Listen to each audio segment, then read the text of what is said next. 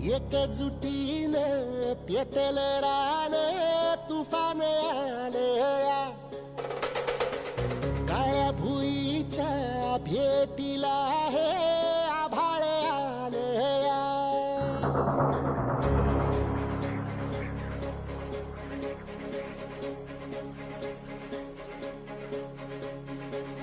एकजुटीने